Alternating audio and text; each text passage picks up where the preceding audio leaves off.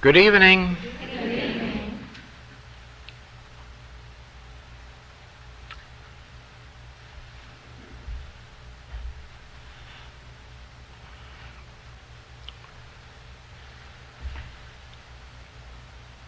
The infinite way is not organized, has no corporate entity, and has no memberships. Therefore, nobody belongs to the infinite way.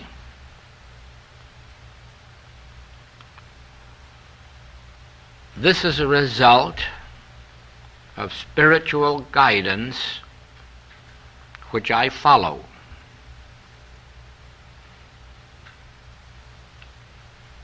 The object of it is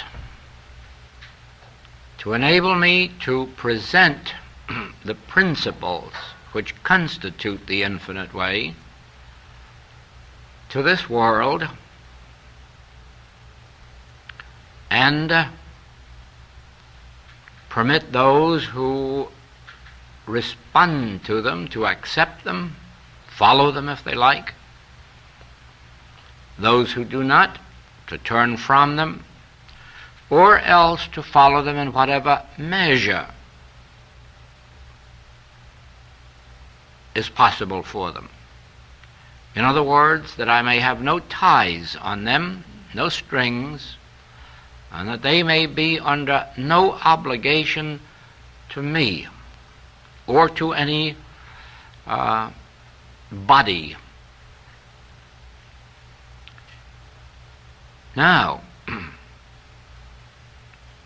this has made it possible for me to be invited into unity churches, New Thought churches, even Protestant churches, and for the writings, starting with the art of meditation and then practicing the presence, to be accepted in the Protestant churches of all denominations in the United States and in Canada. This enables them to embody any of the principles, any of the teachings into their individual lives, whether the ministers or whether the laymen.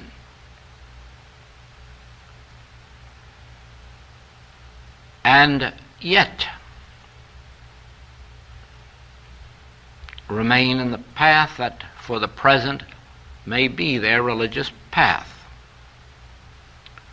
In other words, the copyrights on the infinite way writings are not copyrights for the purpose of making profits, although incidentally they do.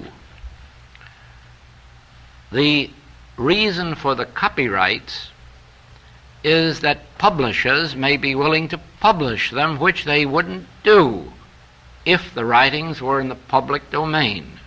In other words, a publisher publishing a book like The Art of Meditation and Practicing the Presence invests more than $10,000 before the book reaches the market.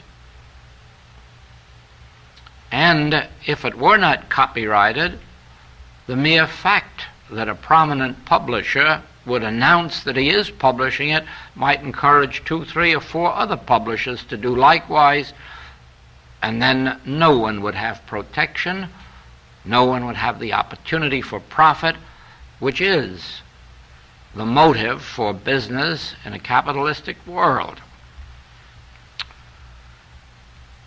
And one naturally of which I heartily approve. Now, the principles that are embodied in these writings are not mine. I did not make them up, and I didn't dream them up. They came to me in consciousness, and They are therefore not mine, but they should be made available to anybody, anywhere, at any time, who can accept them, receive them, and respond to them. And that's the way it is. By having no organization, no memberships, no obligations, those who are led to these writings may embody them to whatever degree they wish and still maintain their organizational freedom. In this way, you will find eventually what we are already witnessing in a measure, that these very principles are being accepted as truth in many religious fields, and ultimately will become embodied in the religions of the world. And I feel that's far better than that I should put a ring around them and say they belong to me, and I want either credit for them or cash. I want neither credit nor cash. I'm happy, even though I can't understand how it came about or why, I am happy that I am an instrument through which this has happened. That's enough joy if there weren't glory or money in it. Now, because of this situation,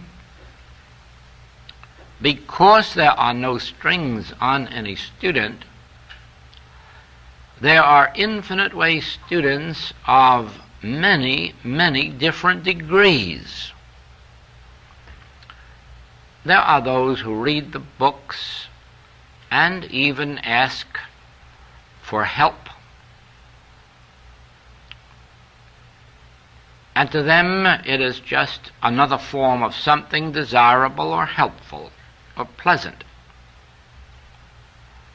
There are some who read these writings but read about everything else there is available in metaphysical or spiritual or religious literature. There are those even who come to classes sometimes, and yet next week will be in another class down the street, and a month from now will be in still another class in the next town. That's their right, that's their freedom. And there is no fault to be found with this, because no one should ever stop their search for truth until they have found the message which is for them.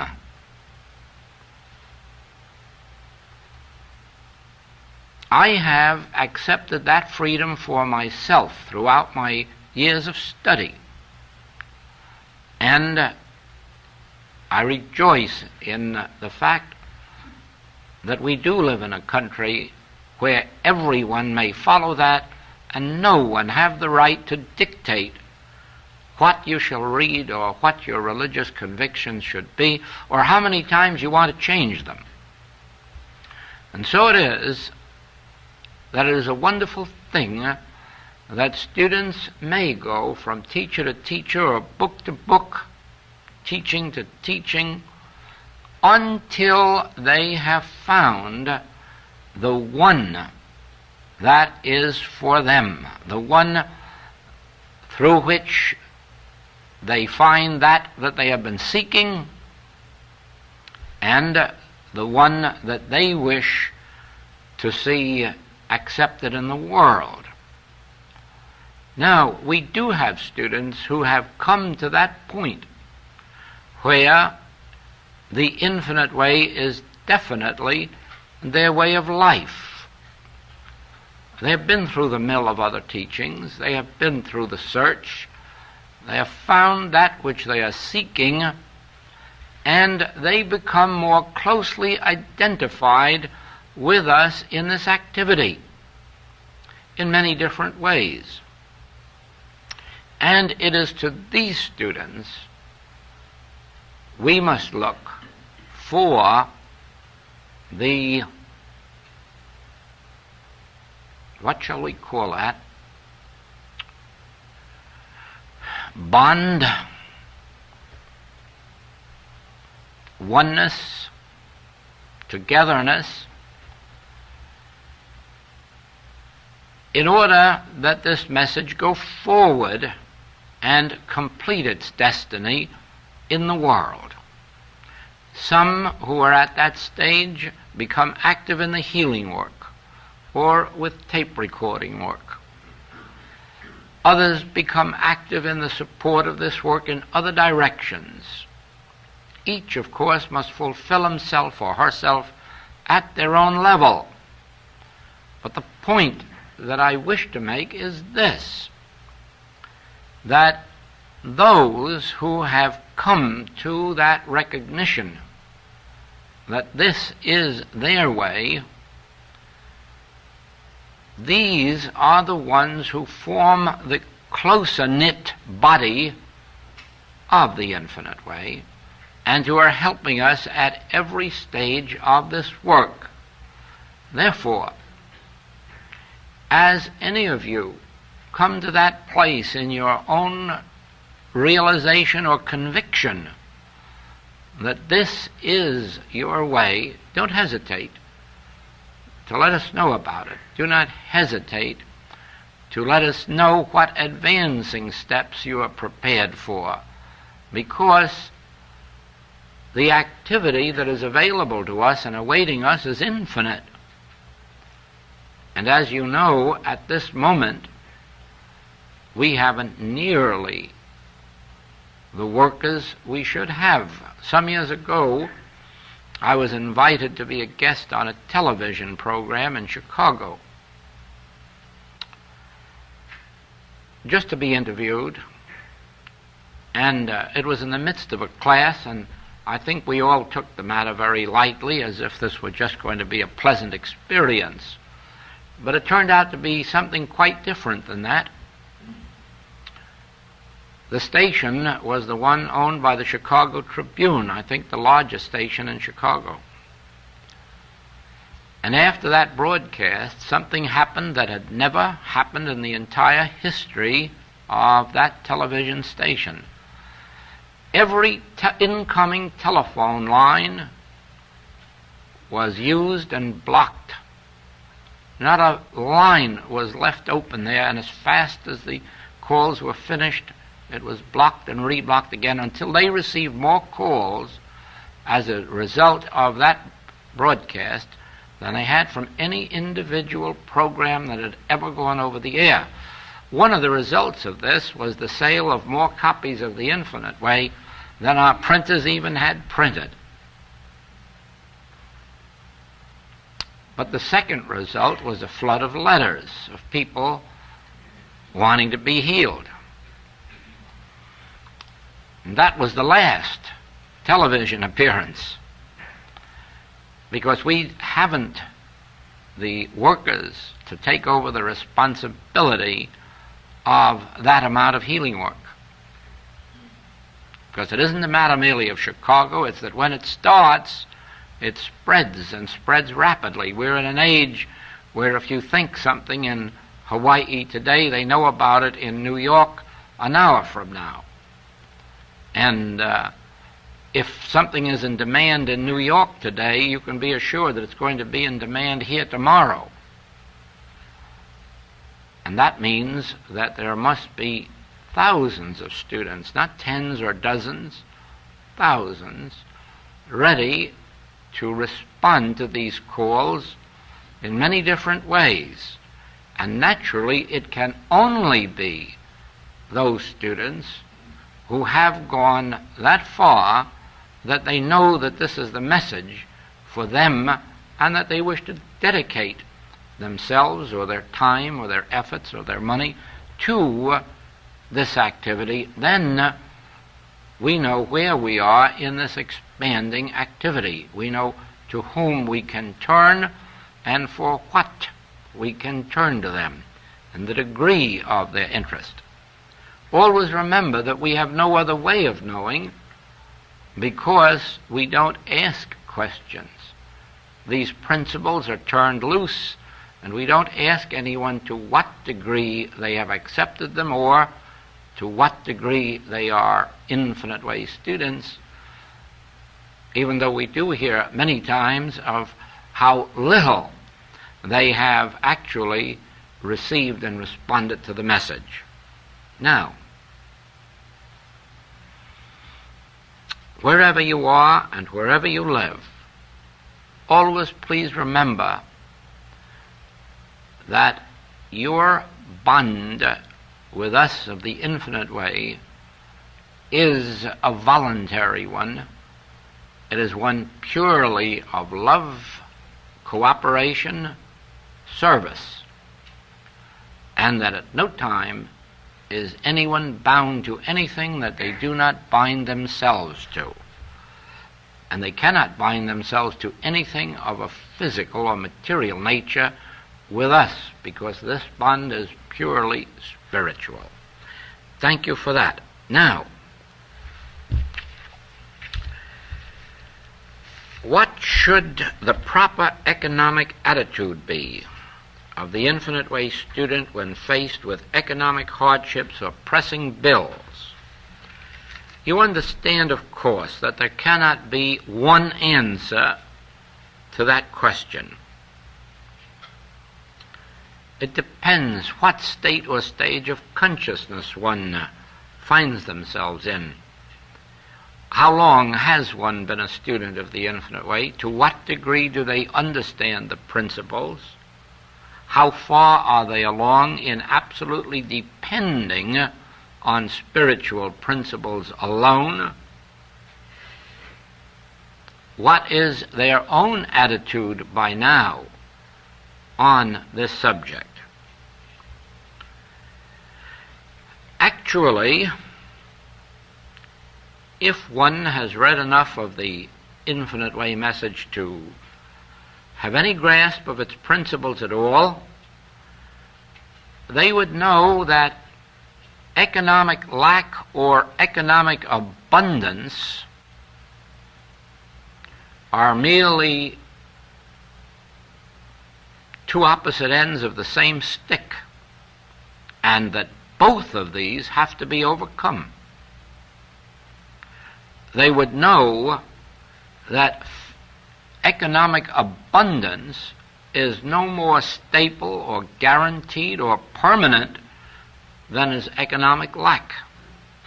And therefore, as a student of the infinite way, whether or not they are momentarily on the lack side or the abundance side, they have the same demonstration to make, both of them.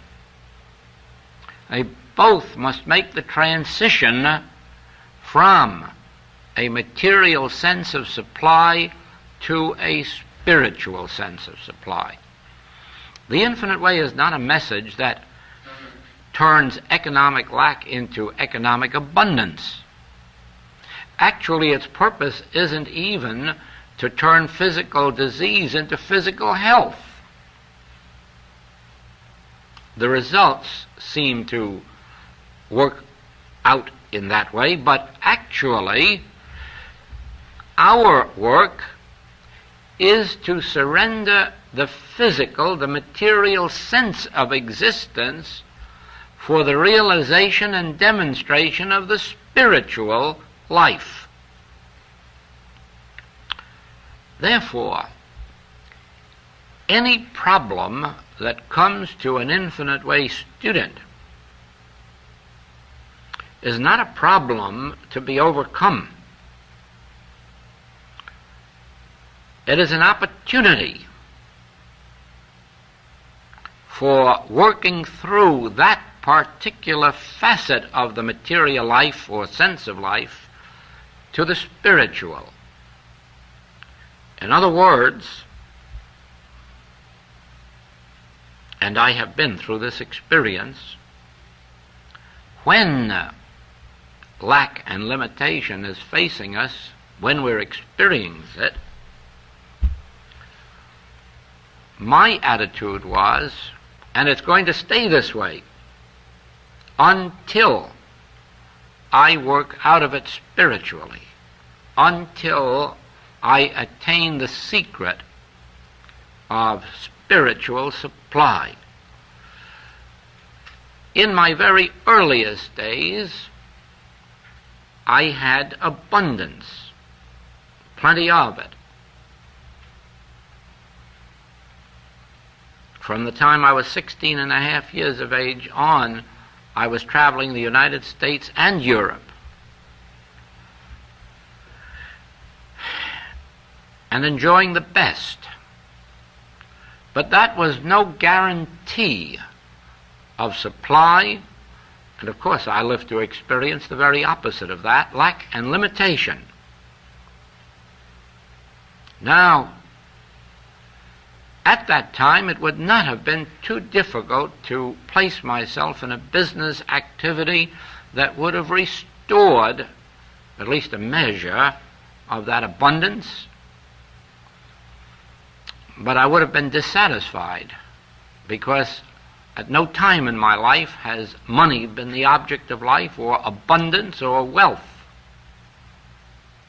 Not that I don't enjoy it, but that is not the object of my life.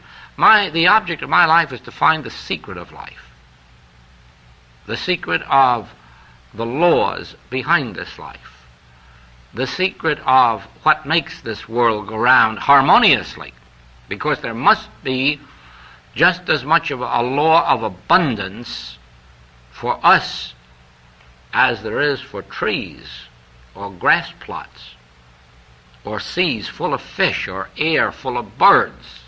It cannot be that God has made cattle on 1,000 hills and billions of stars and billions of fruit trees with hundreds of billions of fruit and gold in the ground and all of the rest of these gems, and yet meant for us to lack. Or no, our lack must come from an ignorance of the law. Our lack must come from a lack of understanding of God's law of abundance, or how to become one with God, so that we can enjoy those promises, Son, thou art ever with me, all that I have is thine. Why should such a statement be in Scripture if it isn't true? Why should the Master have tried to teach us supply by multiplying loaves and fishes and proving how abundant it is, without limit, always with baskets full left over? Why, if it is not meant for us eventually, and if eventually, why not now, come into that awareness of life which is lived by the grace of God? And therefore, my attitude at the time was, let this go on as long as it wants, until I meet it through understanding the spiritual law of supply. Not only understanding it, but demonstrating it. And I did. I stuck with it, even to the point of having no coffee at times and walking 7 miles twice a day to get to my office. And I wasn't ashamed of it, and I didn't hide it, and I didn't feel that it was a lack of demonstration or any disgrace, and I don't now. I feel, as I felt then, this couldn't happen if I knew the law of God. And if I don't know the law of God, there isn't any amount of money that's going to make me happy or satisfied, because it may be just as fleeting as what I've had before. And actually, I received my answer on the last one of those days in which I found myself without coffee, walking that 7 miles. And it was on that walk that the revelation finally came.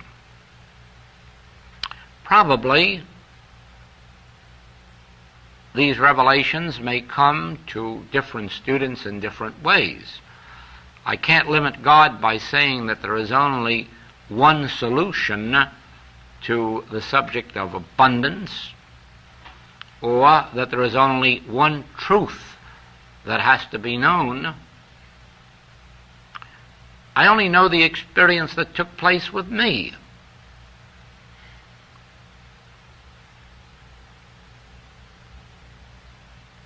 I was pondering this very question. How can this be? How can this be? There is an answer. There is an answer. And something within me told me that I didn't know God, for that was the answer. To know Him aright is life eternal. It must be eternal, it must be infinite. But I thought I knew all about God. I thought I knew that God was mind, and God was life, and God was love, and God was substance, God was spirit, God was principle. God is all those wonderful things that the Bible and the metaphysical writings say God is. So therefore, how can you say I don't know what God is? And you must remember, I was talking to myself. We call that now contemplative meditation.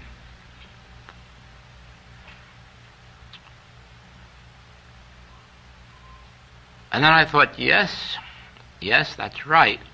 How do I know that God is mind? I only read it in a book. How do I know that God is law or life or love? I've only read it in a book. Actually, I have no knowledge that that's truth. None whatsoever. How then can I find out what God is if I am not to accept what someone says in a book? Well, like we find all information, each one has to find their information in life for themselves. And so I must find out, what is God? What is God? And again I thought, mind? No, mind, that's a word up here. That can't be God. Life is another word up here. That can't be God. It's a word. Love, truth, all of these synonyms, they can't be God. Those are just words in my mind, or words in a book. You can't find God in anyone's mind or in anyone's book. Now what is God? The answer didn't come. Then the thought came. Know thyself, O man. That may be the beginning of it. Know thyself. Let's come back now, and what is man? What is man? Well, there again, if you just want quotations from a book, I can give you a lot of them. But I wasn't interested then in what any book said. I wanted to know, what is man? Well, that shouldn't be too difficult, because I am man, so I should know what I am. And at that moment, I became conscious of my feet, one foot stepping out after the other. And I stopped and looked down and realized, well, that isn't man, because that's not me. That's not me. Those feet are mine. They're not me. There must be a me separate and apart from those feet, because those feet belong to me. And I went up to my knees, and I went up to my waist, and I went up to my chest, and I went all the way up to my hair. And actually, I couldn't find myself. I wasn't there. All I could find was my body. Sure, feet and knees and stomach and chest and neck and face and forehead and eyes and ears, and finally a big head of hair. I used to wear it very long in those days. But nowhere could I find myself. And I really went up and down that body, right from the top to the bottom, without once finding me. Not a place could I find me. And that puzzled me. And I said, now we're up against it. I can't find myself. Where am I? What am I? Who am I? And then the word I registered. That's the secret. I am I. I am I, and I am not in these feet. I am not in this body. I am I. I can't be encompassed in a piece of flesh. I can't be encompassed in space, because the real meaning of I is God. That's why it's spelt with a capital. I is the spirit of me, the truth of me, my being. And that isn't in the body. That's infinite. That's eternal. That is outside the body. That must fill all space. That I, which is my true identity, the Master says, is one with God. I and my Father are one. Oh, then that makes a different relationship.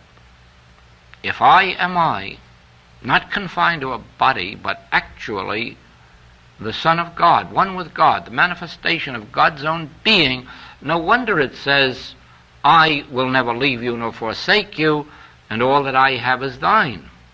No wonder. Then, this I that I am can never demonstrate supply, because the I that I am must be the very embodiment of all the qualities and quantities of God, and therefore I embody supply. I am spiritual, and so supply must be spiritual. How can you think of it in terms of money, properties, investments, when it must be spiritual? If I am spirit, supply is spiritual, and it must be where I am. This is a new light, because I had quite a few human feelings, emotions, about certain places where money could have come to me and didn't, and toward those through whom it could have come and it didn't. And now all of a sudden I realized, I who am one with God, am looking to somebody for money, for supply, for income, when I should be the one who am able to feed 5,000 and have 12 baskets full left over. I am the one through whom this infinity should be flowing. And I'm treating myself as if I were a beggar, waiting for someone to bring me supply, and if not someone, at least God. And so the position was reversed, and I realized never again can I be interested in the subject of supply except to be sure that I'm letting it flow out from me and through me. Never again dare I permit myself to think of supply as incoming. And only once after that did I make the mistake. Only once that I can recall did I make the mistake of thinking in terms of getting. And that was right here in Honolulu, when a small group of students came to me one day and said, I was living in a hotel, you ought to have a home here. Why don't you have a nice home with some ground around it, so that when students want to come and visit you or meditate or have some class, that you'd have a place to welcome them and a place where they could visit you. And that was when I made my mistake. Oh, I said, I'm perfectly willing, and any time the students feel they have a need for that and want to provide it, I'll be there. That night I was awakened out of a sleep, and the voice spoke to me and said, you taught them incorrectly. And then I sat up. What is it? What is it? What did I do? And all of that came back to me. And the voice very definitely said, if a teacher is dependent on a student, then the student should be the teacher. It is the teacher's function to show forth the nature of God, the healing grace of God, the supplying grace of God. It is not the student who should be supporting a teacher. It is the teacher who should be able to feed the multitudes of students, whether in food or clothing or spiritual truth. You can't have a teacher pouring it out in spirit and then saying, but I'm dependent on you, in another direction. And you may be assured that I said the very next day to those same students, I made a mistake. When the time is right, when the occasion requires it, I will have such a place. And it wasn't too long after until we had 22 Kailua Road, which beautifully served that purpose, and now Haliko. You see, and nobody had to take up a collection to buy it. You see, my experience was brought about by the realization of my true identity. I am not a beggar. I am heir of God, joint heir to all the heavenly riches. I am one with my Father, and all that the Father hath is mine, and I need not take thought what I shall eat or what I shall drink or wherewithal I shall be clothed, and it flows. And every need of the infinite way has always been met from its very beginning. Now, I wouldn't exchange that year of lack and limitation for all the money that our richest families possess. Because not only have I had the joy of seeing the spiritual unfoldment, but I know now that wherever I may be and under whatever circumstances, I need not be surprised if the ravens bring me food. I need not be surprised if manna falls from the sky. I need not be surprised whatever form of supply comes to me or through what means. Because now I know that it isn't a question of being dependent on man whose breath is in his nostrils, not even dependent on his gratitude or dependent on his goodwill. It is absolutely an independence. It is a realization of our true identity. Once we know that we are not man whose breath is in his nostril, that we are not the beggar sitting at the gate waiting for someone's favor in any guise, once we understand that God has manifested himself on earth as our individual being, the heavens declare the glory of God. The earth showeth forth his handiwork. What about us? Why, we must be the instrument or that place where God shows forth his greatest glory unto this world. We must be showing forth a greater glory than the stars in the sky. They're inanimate. They are not the infinite wisdom of God itself, but just an offshoot. But we have that mind which was also in Christ Jesus. We have that life, we have that love.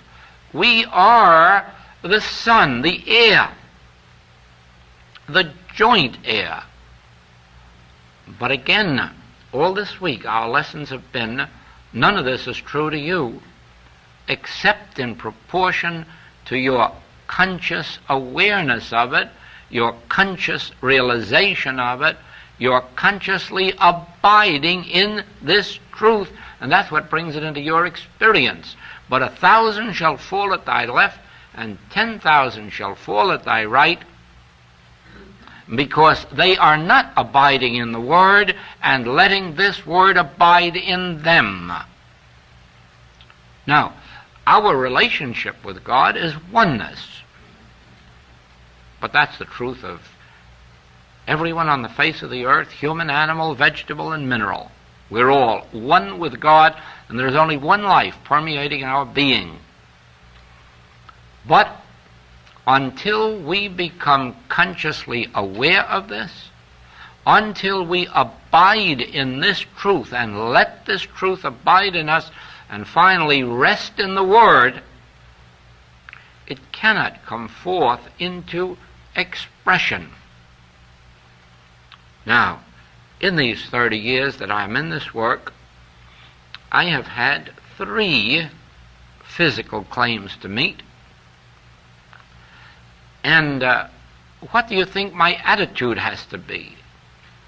That this is a problem that I must get rid of, or that this is another step forward that I have to take in understanding and in demonstration?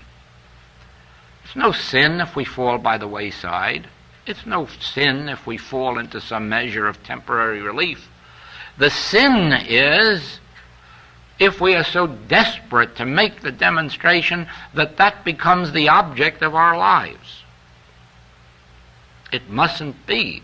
Health is not the object of our lives in the infinite way.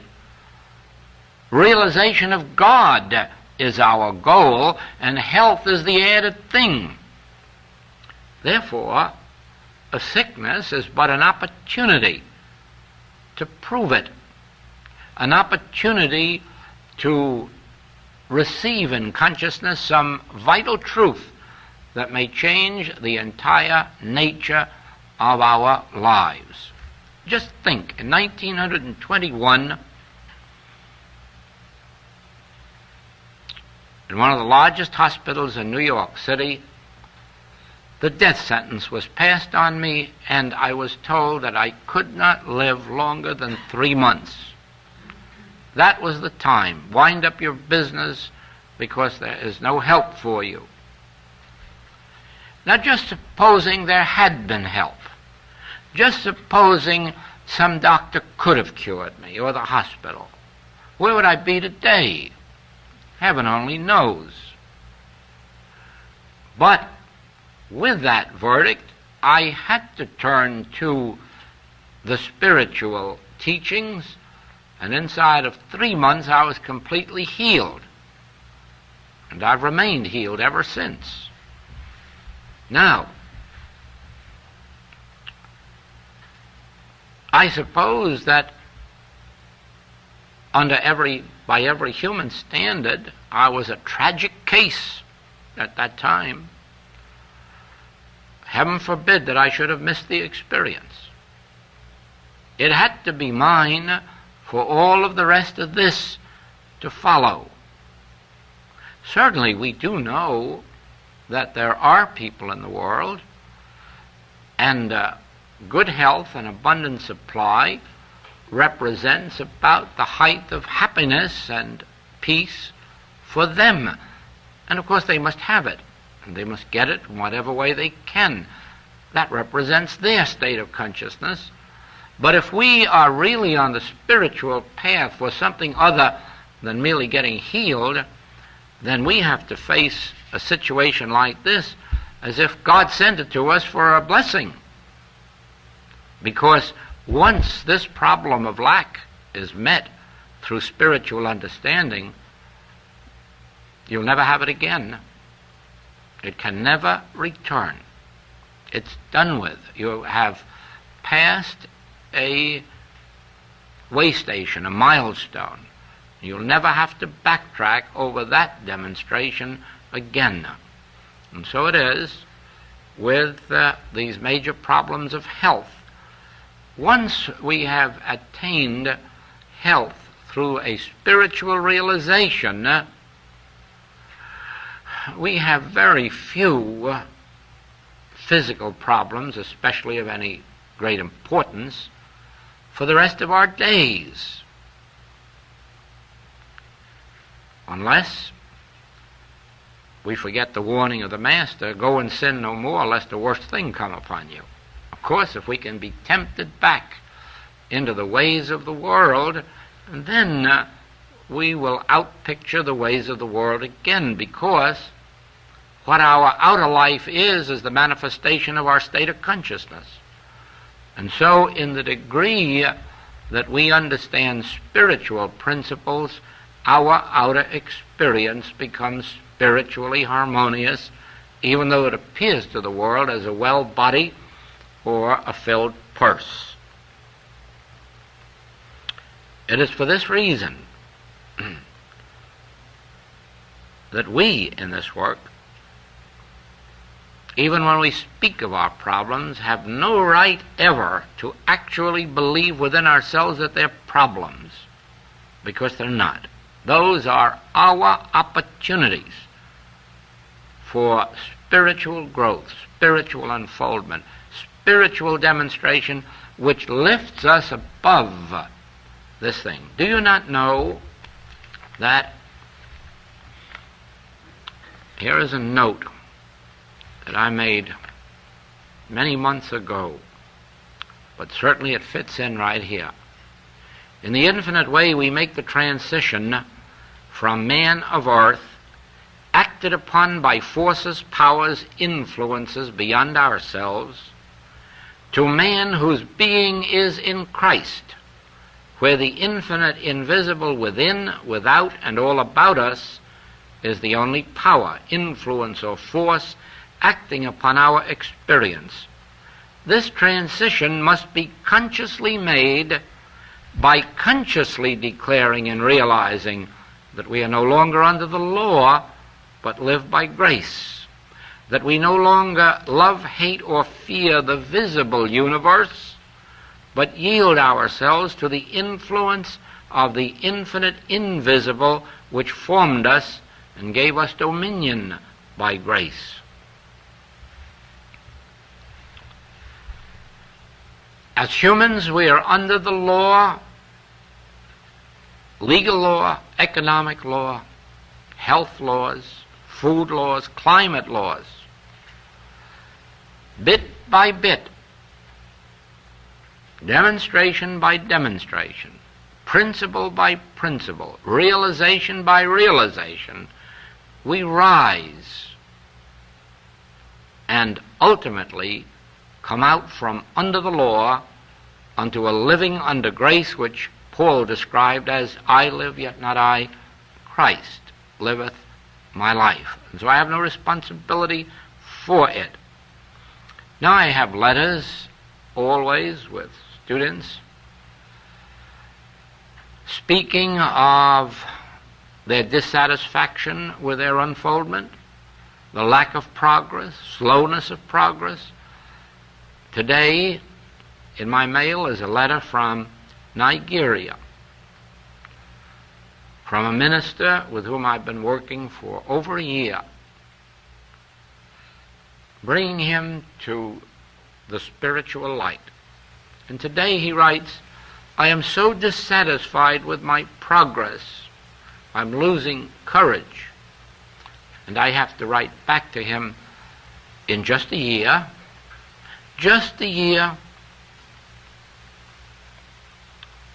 there's another 1,000 million years ahead of us. No one is ever going to accomplish the transition from man whose breath is in his nostril to the man who has his being in Christ merely by studying for a year or meditating for a year. Why, if the kingdom of God were that easily attained, well, look how many people would have it. Look how few have it. But the way is straight and narrow, and few there be that enter. This is the most difficult task. This is the most difficult life there is. It's far easier for any person to say, I'm going to own $1 million and succeed, than to say, I'm going to attain spiritual life and succeed. Far easier to accomplish anything in the human world than in the spiritual, because in the spiritual, we're called upon to die before we can gain what we're seeking. Don't ever forget that you have to die before you can gain your spiritual life. You don't gain it by giving up smoking or drinking or eating meat. You don't gain it by studying for a few years or having some classes. Oh, if it was only that easy. You give it up by dying daily. Every single day of the week, some trace of humanhood either leaves us or is sent about its business. Every problem is an opportunity to work out of whatever the situation may be. If that sounds too difficult, it's really better that you do not start. Be satisfied just to be a metaphysician who can call a practitioner and ask for help and get it. Or do a few pages of reading and feel that you're getting close to God. But if that doesn't satisfy you, and there's a drive in you that compels you to go forward, that compels you to find God, then find the teacher or the teaching that brings out in you the response, this is for me, and then stick with it until you attain. Try to put yourself back 2,000 years. Think of yourself as one of those Hebrews living under the terror of that awful Hebrew organization as it was at that time. And it was bad. And at the same time, living under Caesar. And that was bad too. Think of their desperation, their desire for freedom. And then just imagine Jesus Christ appearing on the street one day. And now think what would happen to you if you were one of that multitude, watching him, hearing him, and feeling within yourself, this is it. I don't know what, I don't know why. This is it. And then hearing him say, but you must leave mother and father, sister and brother for my sake. Sell all that thou hast to buy this pearl.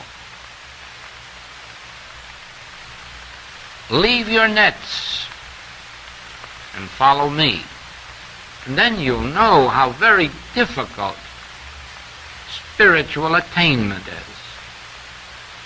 And then you'll understand why your progress is slow, and you'll be satisfied. You won't complain. And you'll realize if they had to walk those steps, so do we. If they had to die out of their Jewishness, and I wish you could only watch how slowly Peter died out of his Judaic religion and beliefs, to such a degree that years after the crucifixion, he was still such a good Jew that he wouldn't eat the meat of a pig, and that he had to observe Saturday as his Sabbath. and that he still believed the message couldn't be given to anybody but Hebrews. Only they were worthy of it. Think of that. Think of a man after 3 years of work with Jesus Christ who still hadn't left his old religion or been able to grasp the meaning of the new. Oh, he eventually did. But it was a struggle. For Saul of Tarsus, it was easier. Once the Christ experience came to him, he dropped in that instant every trace of his Judaism except one. He kept the devil, only he called it mortal mind, and then he went out to battle it every day. If only he could have overcome that one Judaic belief of a devil, he really would have given the world a teaching far beyond anything ever known. But he did. He kept the devil, only he impersonalized it as carnal mind. But it still had all the qualities of the devil. Oh, I knew that was going to happen, but it can't.